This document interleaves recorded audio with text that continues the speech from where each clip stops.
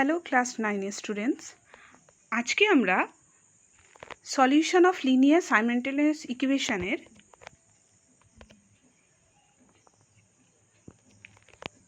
Comparison মেথডটা নিয়ে আলোচনা করব, or method of comparison you can say.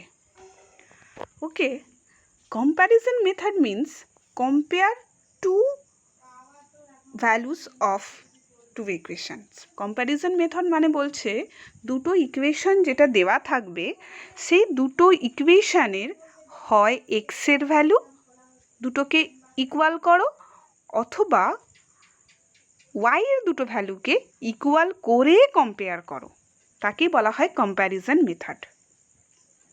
Compare করা মানে সেম ভ্যালুকে কম্পেয়ার করা, মিন্স তুলনা করা। ঠিক আছে, তাহলে আমরা একটা এক্সাম্পলের মাধ্যমে সেটা বোঝার চেষ্টা করি। চলো,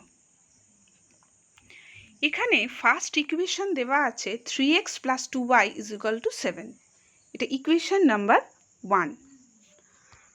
আর 4x - y = 2, এটা হচ্ছে ইকুয়েশন নাম্বার 2 হিসেবে আমরা ডিনোট করলাম। চলো আমরা এই দুটো ইকুয়েশনকে কম্প্যারিজন মেথডের থ্রু দিয়ে আমরা এটাকে সলভ করার চেষ্টা করব। ফার্স্ট কম্প্যারিজন মেথডে আমি বলেছি যে কম্পেয়ার করতে হবে এই দুটো ইকুয়েশন থেকে যে কোনো একটা ভেরিয়েবলের ভ্যালু, সেটা এক্সের ভ্যালুও হতে পারে, সেটা ওয়াইয়ের ভ্যালুও হতে পারে। আমি এখানে এক্সের দুটো ভ্যালুকে কম্পেয়ার করেছি। এখন ইকুয়েশন নাম্বার 1 থেকে আমি এক্সের ভ্যালুটা যদি ক্যালকুলেট করি তাহলে কি পাবো? এক্সের ভ্যালুটা from equation 1 express x in terms of why we get. তার মানে হচ্ছে আমরা ইকুয়েশন নাম্বার 1 থেকে এক্সের ভ্যালুটা বের করব যেটাকে কিনা ওয়াইয়ের ভ্যালু দিয়ে, মানে এক্সকে এক্সপ্রেস করব ওয়াই ভ্যালু দিয়ে। চলো দেখা যাক কী করে হয়। 3x এখানে দেওয়া আছে 3x + 2y = 7, implies that 3x = 7 - 2y। আমি যদি 2yকে ট্রান্সপোজ করি, if we transpose 2y by that side, that means -2y। তাহলে এটাকে যদি আমি ট্রান্সপোজ করি তাহলে এটা হবে 7 - 2y, +2yটা কনভার্ট হয়ে কি হয়েছে -2y হয়েছে।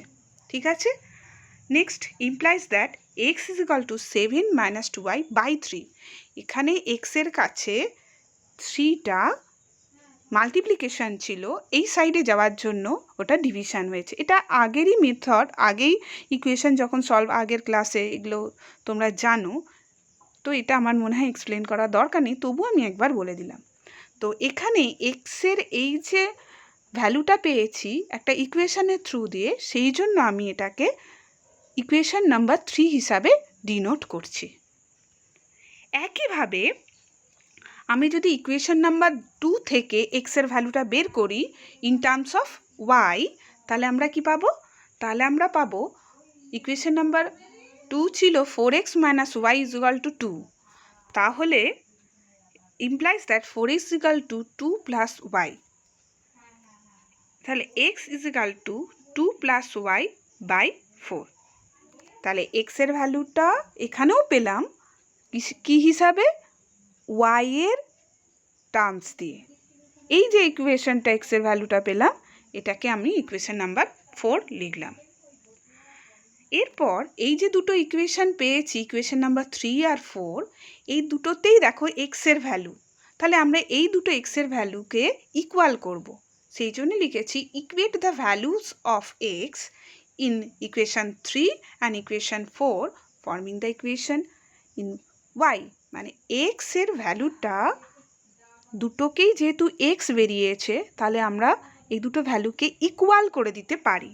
তাহলে ফার্স্ট ভ্যালুটা ছিল 7 - 2y / 3 = 2 + y / 4। এই দুটোকে আমি সমান করে দিলাম। তাহলে এখান থেকে কি পাবো?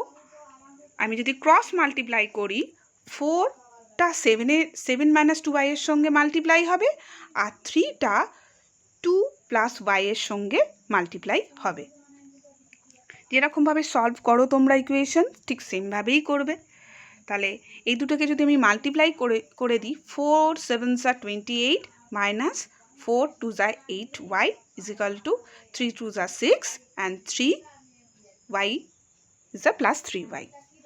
এখানে y এর ভ্যালুটা একদিকে করব, একটা সাইডে করব, আর এমনি কনস্ট্যান্ট যে ভ্যালুটা সেটা একটা সাইডে করব। চলো তাহলে করি। -8y minus 3y is equal to 6 minus 28 implies that minus 11y is equal to minus 22. So y is equal to minus 22 by minus 11. This means y is equal to 2.